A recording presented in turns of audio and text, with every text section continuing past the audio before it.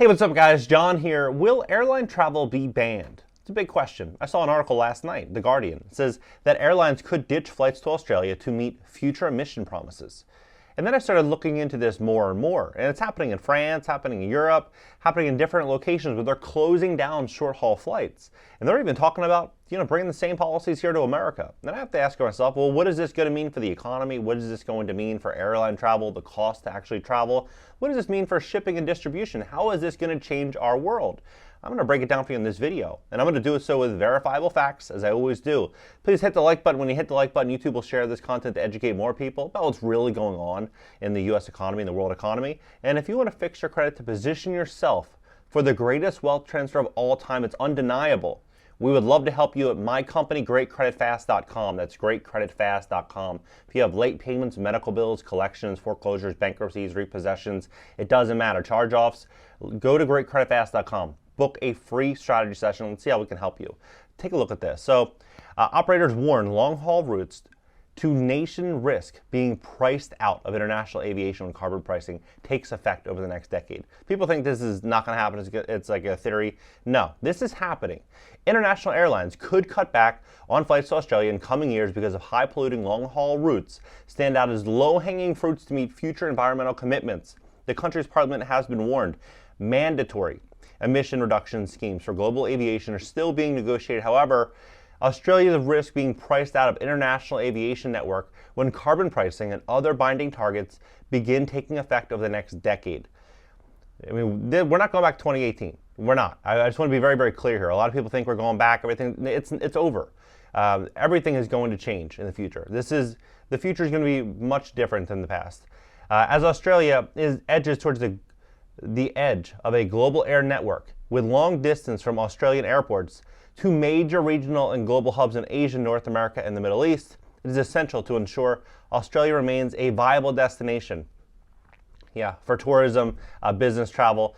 Operators disproportionately reducing frequencies of flights to Southern Hemisphere is an easy path to meet their obligation. The carbon-constrained future could leave Australians without considerably fewer and significantly more expensive options to connect to other continents. This is what's going to happen. We all know this for sure. If they reduce the amount of, let's say, flights by 50%, 75%, are airline tickets going to be the same price? No, they're going to go up by 5x. They're going to skyrocket. That's ultimately what's going to happen. So people that enjoy these really cheap flights right now, you go on Skiplag, one of these apps, and you go from, JFK in New York, and you go to Heathrow, and it costs you $800 or $700. If they have a lot less flights, that might be a $7,000, $8,000 flight. Right? A lot of people aren't going to be able to swing that when they take into consideration all the other costs that are going to be, they're going to be hit with over the next couple of years. This inflation problem is not going away. One of Europe's busiest airports to be forced to cut flights due to planet orbit carbon emissions just came out about 2 months ago. France bans short-haul flights to cut carbon. Right? Can the U.S. ban short-haul flights to combat this? Right? I mean, I saw this New York Times. No jet set. They're giving up flying to save the planet, right? They put this out, let's see here. This is this year, February 26th, right? And they say, I choose to stay grounded because it aligns with what is true, said Dan, a school teacher, signed a pledge in 2020.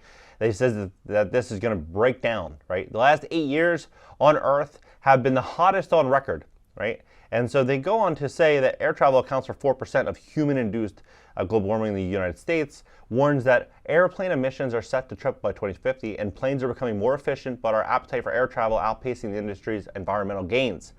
One Boeing 747 carries 416 passengers from Heathrow Airport in London to Edinburgh, produces the same carbon as 336 cars traveling the same distance, according to BBC. A peer-reviewed magazine, such comparisons depend on a wide range of factors, like fuel efficiency, time of day. The jumbo carbon footprint is leading to many activists and scientists to issue rallying cries to fly less or not at all. Not at all. This is what is the big push. And so people think, all right, well, I don't really care, John. I don't care about air travel. This isn't the end of the world. Okay, cool. But look at this. Look at this. Shipping emissions could halve without damaging trade. Because people think air travel. Well, how does your package, how does that FedEx package get there? It gets there either on a plane, most likely, or a ship.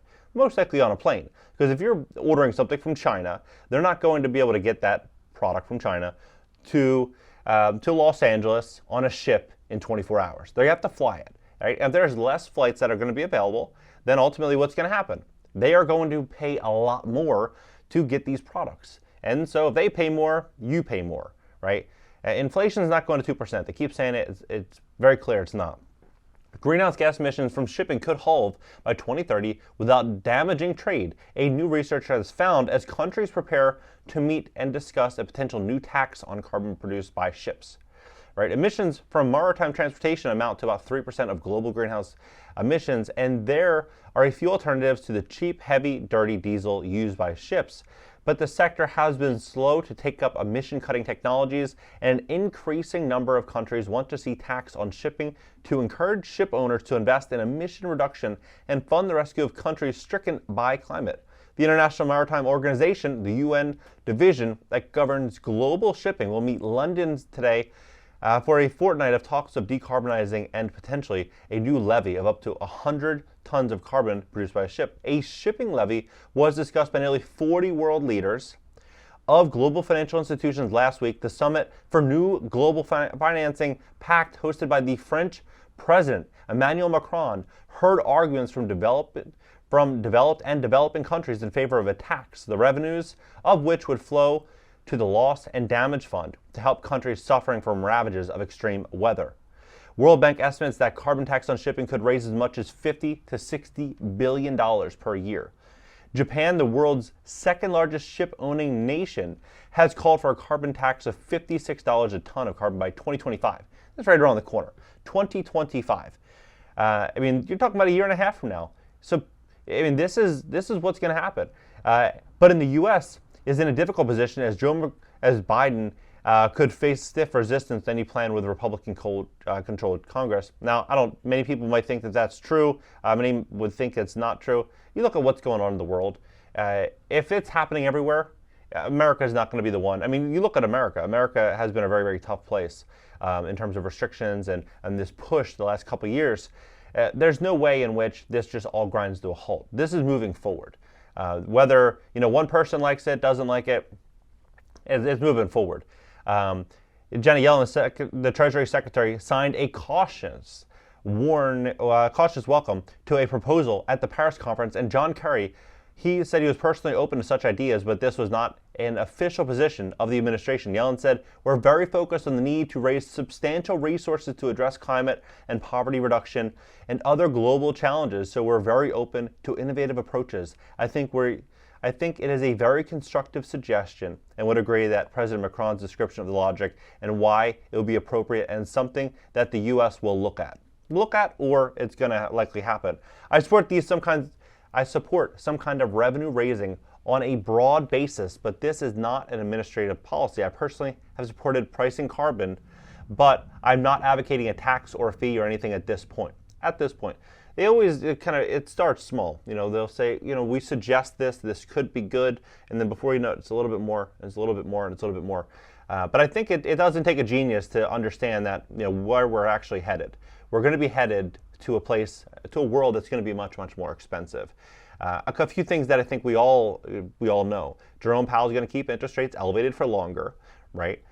This energy transition is going to be happening, whether people like it or don't like it, meaning the cost of everything is likely going to continue to rise. What is this really going to mean? It means this wealth is being transferred. Money is never lost, wealth is never lost, it's simply transferred. And people ask, will this be transferred? From the 99% to the 1%. That's what's happening, from the 99% to the 1%. This isn't going to happen overnight. This might be the next 3 years, 5 years, 7 years. It's going to be a gradual wealth transfer. And so when people are looking at the world right now, they're very casual. A lot of people are like, hey, work 4 days a week or take a casual approach. The next few years, this decade, it's going to be the most important of your life, the most important of my life. Making smart, well-informed decisions, spending your time correctly, reading, learning, putting your business in a really good place, putting your finances in a good place, spending time with your family, doing all these things. It's going to be really, really important. That's my belief. I believe credit is extremely important. Approaching the world, this future, with a 500 credit score or 600 credit score, I think is a horrible mistake. And I think it's going to be nearly impossible, because when the world starts to really fall apart, look at commercial real estate. When the world starts to really fall apart, who are banks going to pull back on first? People that offer more risk. Low credit score borrowers, people 400, 500, 600 credit scores, low sevens. Those people are going to be the first ones to get cut and not be able to get financing, not be able to get funding. Right? This is what's happening. We're witnessing this. I believe that if you want to travel, if you want to enjoy the world and be able to live like you were in 2017, you're going to probably need to make 5 times what you would have needed in 2017 to be able to really do it in 2025. I think that's where we're actually headed. I think we're moving into a really, really aggressively inflationary environment. People think that inflation is 5%, 6%. You go anywhere. You go get a sandwich. You go somewhere, it's $12, $12, $15. That sandwich, 7 years ago, 5 years ago, it's $5, right? It's not 6%. That's my opinion. I think we're double-digit inflation. I think it's going to continue to compound, and it's only going to be going up. Drop your comments below. I'm really curious as to what you think. I'm not trying to get anyone concerned, but at the end of the day, facts are facts, right? And this is the finance channel. We talk about money, business, investing, the economy. This is what's actually happening. Drop your comments below. Let's have a conversation about it. If you want to fix your credit, we'd love to help you. Give you a free strategy session at my company, greatcreditfast.com. Add me on IG as well, and I'll catch you guys in the next video.